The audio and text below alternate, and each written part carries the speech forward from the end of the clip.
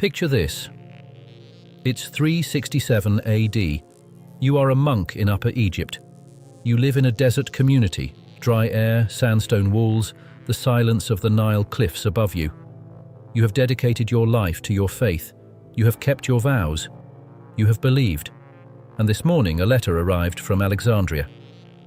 It was written by Athanasius, Bishop of Alexandria, one of the most powerful men in the Christian world.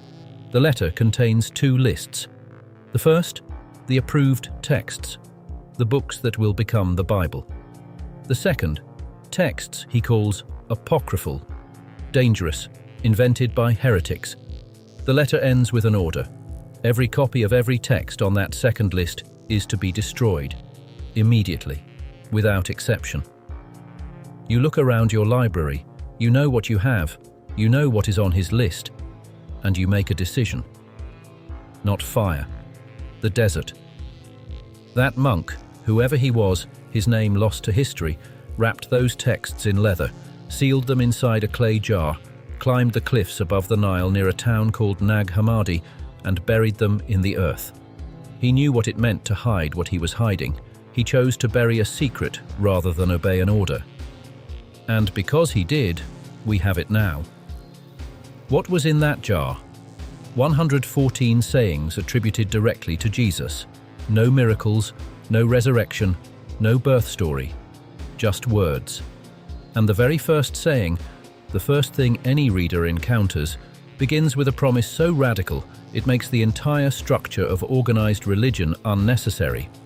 We'll get to exactly what that promise was, and by the end of this video, you will understand precisely why someone needed to burn it. Welcome to Weird World Files, where history meets the unexplained. Wherever you're watching from, whatever time it is there, drop it in the comments. I read every single one, and if you're new here, subscribe now.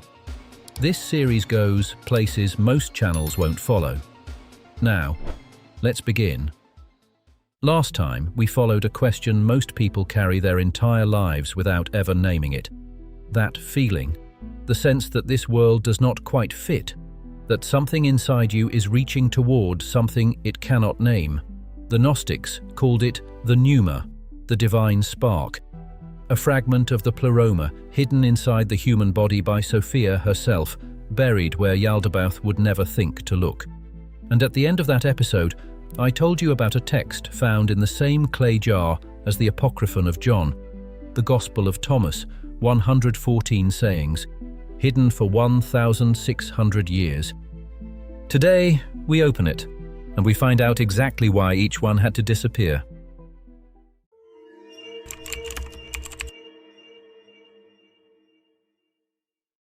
Before we read a single word of the Gospel of Thomas, I want to start with the man who tried to erase it. Because this text was not suppressed by ignorance, it was not lost by accident, it was suppressed by someone who had read it, someone who understood exactly what it said, and decided with full knowledge that the world could not be allowed to have it.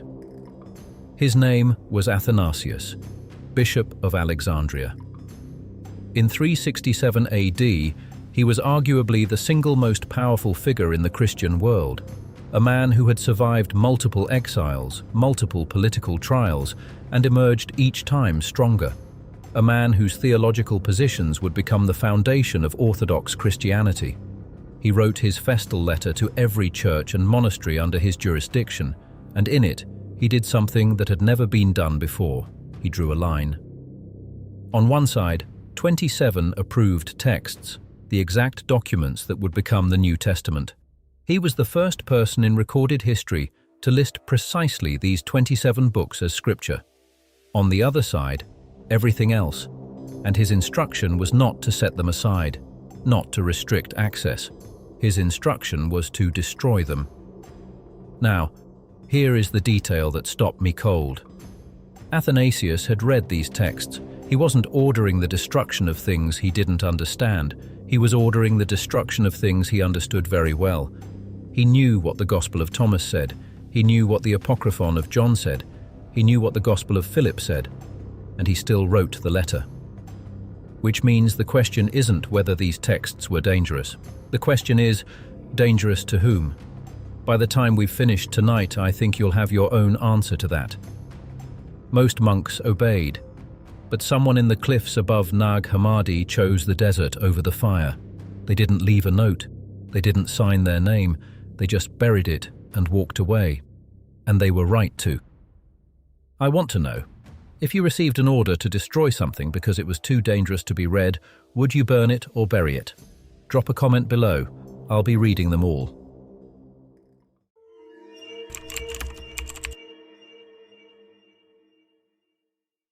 December 1945, Upper Egypt. A man named Muhammad Ali al-Saman is digging near the base of the Jabal al-Tarif, a cliff face riddled with ancient burial caves above the Nile. He's not on an archaeological expedition. He's digging for sabak, a soft soil used as fertilizer. His mattock hits something hard. A clay jar, roughly a meter tall, sealed at the top. His first thought, cursed. His second, gold. He smashes it open. What spills out is papyrus. Old, dry, brittle, bound in leather. 13 codices. Books. Buried in this jar for approximately 1,500 years. And now the story gets strange in ways the mainstream accounts tend to skip over. Shortly after the discovery, Muhammad Ali's family becomes entangled in a blood feud. His mother, fearing a search of the house, burns some of the manuscripts as kindling. What remains passes to a Coptic priest, then a history teacher, then the black market. Word reaches Cairo, then Europe. The Egyptian Revolution of 1952 breaks out in the middle of negotiations over ownership. The government seizes some texts. Others have already crossed the border. By the time scholars assemble what's left, these documents have passed through a murder investigation, a smuggling network, a national revolution, and a chain of private collectors who had no idea what they were holding. These texts survived Athanasius's burning order. They survived 15 centuries underground. They nearly didn't survive 1952, but they did. Among the 45 texts recovered, the Apocryphon of John, the Gospel of Philip, the Hypostasis of the Archons, the documents this series has been drawing on for 9 episodes, and one more, the find that stopped every scholar who opened it. A complete copy of the Gospel of Thomas. Since 1898, scholars had known 3 Greek fragments existed, scraps from Oxyrhynchus, containing sayings attributed to Jesus that appeared in no canonical gospel. Nobody knew if they were fragments of something larger or isolated documents. Nobody had the rest. The jar had the rest. All 114 sayings. The full text. And when scholars examined it closely, something remarkable emerged. This was not a late Gnostic forgery. Many researchers concluded it was likely composed in the mid-1st century, between 50 and 70 AD, possibly predating the Gospel of Mark, possibly the oldest written record of what Jesus actually said. Let that land. The text they burned may have been written closer to Jesus' actual life than anything they kept. If this investigation is worth your time, a like genuinely helps it reach more people. It takes 2 seconds and it means more than you know.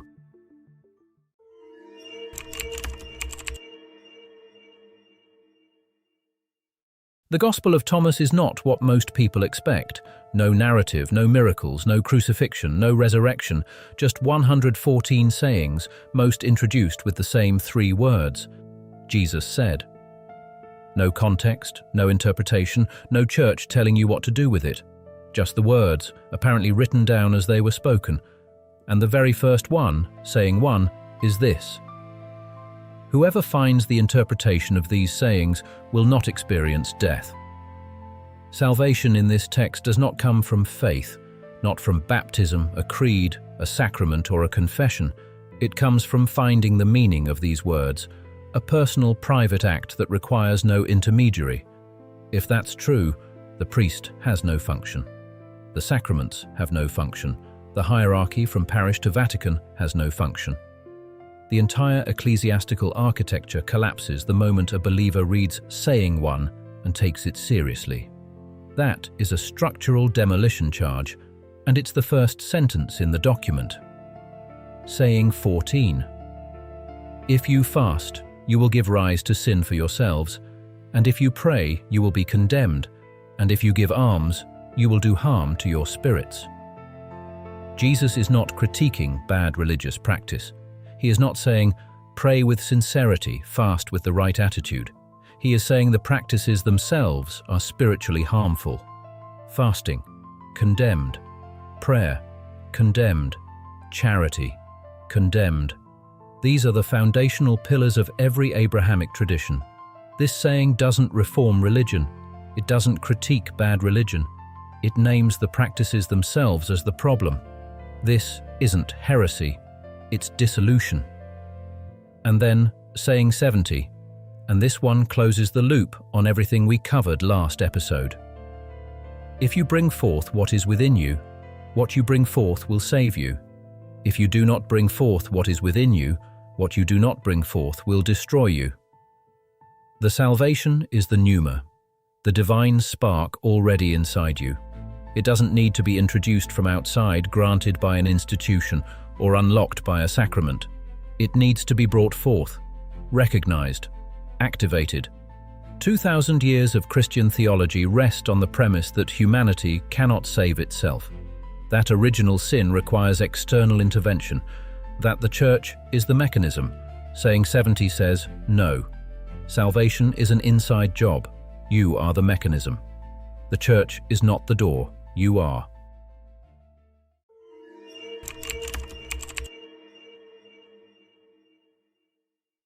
Those three sayings are dangerous enough to understand the burning order, but they're not what kept me up at night when I was researching this.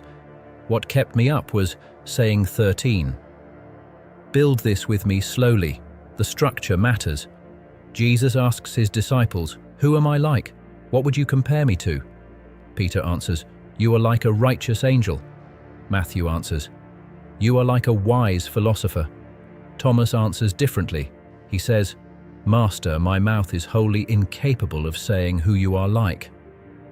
Jesus takes Thomas aside, away from the others. He whispers three words to him, privately, inaudibly. The text does not tell us what they were. When Thomas returns, the disciples ask what Jesus said, and Thomas replies, if I tell you one of the words he said to me, you will pick up stones and throw them at me, and fire will come out of the stones and burn you up. We never learn the three words. This saying does two catastrophic things simultaneously. First, it elevates Thomas above Peter. The man the Catholic Church claims as its founding authority gave the wrong answer. Jesus did not take Peter aside. Jesus took Thomas. In this gospel, Peter missed it. Thomas understood something so profound he couldn't put it into words, and was rewarded with a private teaching no one else received. Second, it implies that Jesus had teachings they didn't have, a private transmission, directly to Thomas, that bypassed the apostolic chain entirely, something so far beyond the public ministry that even partial disclosure would cause violence. The Church couldn't leave this in circulation. 1,500 years after Athanasius' burning order, we have the jar, we have the text, but the three words, those are still missing, and whatever they were, Jesus himself said they were too dangerous to share. Saying 77. I am the light that is above them all. I am the all came forth from me, and the all attained to me. Cleave a piece of wood, I am there. Lift up the stone, and you will find me there. Not accessible through a church, not seated at God's right hand in a distant heaven. In the wood, in the stone, immanent in all matter, everywhere, always. If that's true, every tree is a church, every rock is an altar. No institution has privileged access to the divine, because the divine is already everywhere. The Church's entire claim to authority rests on being the necessary conduit through which God can be reached. Saying 77 says that conduit doesn't exist. God already arrived. He's in the furniture. And then saying 113, the disciples ask, when is the kingdom coming? His answer, the kingdom of the Father is spread out upon the earth, and men do not see it. It already came. It is here, now. The only thing separating you from it is your inability to perceive it. 2,000 years of church authority rest on the promise of a kingdom that is coming, a future reward, a future punishment, an arrival that hasn't happened yet, and which only they can prepare you for. Saying 113 removes every single one of those levers in one sentence. There's no future kingdom to promise. There's no future punishment to threaten. There's only the kingdom already spread across the earth, invisible to those who haven't learned to see it. That's not a religion problem. That's a perception problem. And perception problems don't require a church. They require gnosis.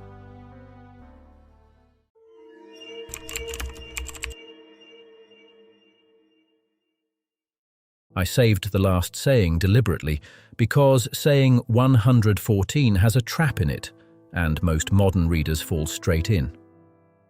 Simon Peter said to them, "Let Mary leave us, for women are not worthy of life." Jesus said, "I myself shall lead her in order to make her male, so that she too may become a living spirit resembling you males. For every woman who will make herself male will enter the kingdom of heaven." The first reaction most modern readers have is recoil. It sounds like a statement about gender, about women being inferior, and many people use that discomfort to dismiss the entire document. That's the trap. We've spent 9 episodes building the framework to read this correctly. In Gnostic cosmology, male and female are not biological categories. They are pneumatic ones, states of consciousness. Male signifies the pneumatic state, the awakened soul, the activated divine spark. Gnosis achieved. Female signifies the psychic state, the soul still bound to matter, still caught in the cycles of appetite and forgetting, not yet awake to what it carries. Jesus is not making a statement about gender. He is saying, over Peter's explicit objection, that Mary will achieve full gnosis. He is choosing her for the highest attainment the Gnostic tradition knows. And notice what's actually happening here. Peter, the rock upon which the church is built, tries to expel Mary from the group. He is exercising authority, deciding who gets access to the teaching, and Jesus overrules him, directly, by name. This is the earliest documented conflict in Christian history over female spiritual authority. And in the document that was ordered destroyed, Jesus explicitly sides with the woman Peter tried to silence. Peter said she was not worthy. Jesus said she would lead. The church agreed with Peter. The jar in the desert agreed with Jesus. Return now to Athanasius, standing in Alexandria, writing his letter. He had read all of it, the salvation that needs no institution, the 3 secret words, the kingdom already here, God in the wood and the stone, and this, Jesus overruling Peter to defend a woman's right to the deepest teaching. He understood every word, and he wrote the letter anyway. For 1,500 years he won. A farmer, a mattock, and a clay jar in the desert won it back. You are reading these sayings now. According to saying 1, you know what that means. If this series is doing something for you, if these questions feel like ones you've been carrying without knowing their name, the most powerful thing you can do is share it with someone who's been carrying them too. Someone who pushes that hollow feeling down and calls it something else. Subscribe if you haven't already.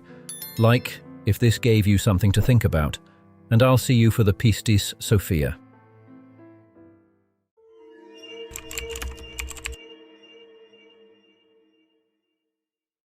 Before we go, one more thing. You've heard Sophia fall. You've watched the demiurge build his prison. You've followed the divine spark into Adam's body. You've read the sayings that had to be burned. What if I told you there's a text where Jesus sits down, after everything, and answers the questions this entire series has been asking? The Pistis, Sophia, written sometime in the 3rd century, suppressed, scattered, nearly lost. It describes what Jesus taught in the years after the resurrection, before he ascended. Not sermons, not parables, a conversation. And the person asking the most important questions, the one Jesus himself calls the perfection of all perfections, is not Peter, not John, not any of the 12. It's Mary Magdalene. She asks him about the 7 spheres, the archons, the soul's journey after death, the passwords, the trap, the cup of forgetfulness, the divine spark. Everything we've covered in this series, she sat across from Jesus and asked him directly. And he answered. Those answers were hidden for 1700 years. Next time, we read them. This is Weird World Files, where history meets the unexplained. I'll see you there. Thanks for watching.